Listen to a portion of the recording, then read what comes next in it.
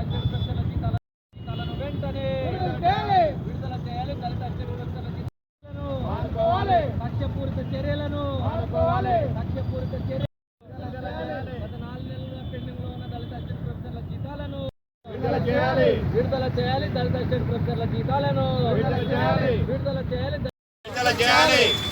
విడుదల చేయాలి. నిలిపివేసిన దళిత అసిస్టెంట్ ప్రొఫెసర్ల జీతాలను లక్ష్యపూరిత చర్యలను విశ్వవిద్యాలయ వైస్ ఛాన్సలర్ కక్షపూరిత చర్యలు విశ్వవిద్యాలయ వైస్ ఛాన్సలర్ కక్షపూరిత చర్యలు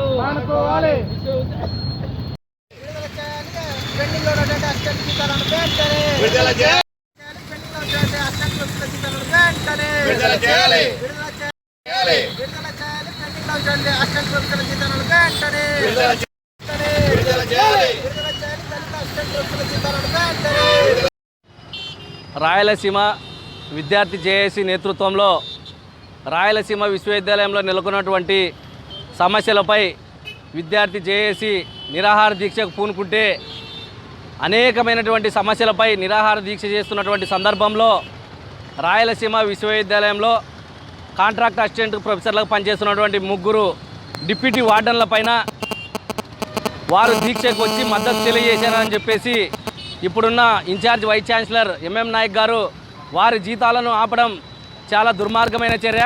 ఎందుకంటే వాళ్ళు ఒక డిప్యూటీ వార్డన్లుగా హాస్టల్లో ఉన్నటువంటి సమస్యలపై ఆ విద్యార్థి నేతలకు వివరించడానికి ఆ దీక్ష శిబిరం దగ్గరికి వస్తే వారి జీతాలను ఆపడం ఎంతవరకు న్యాయమని చెప్పేసి మేము వైస్ ఛాన్సలర్ గారిని ప్రశ్నిస్తున్నాం.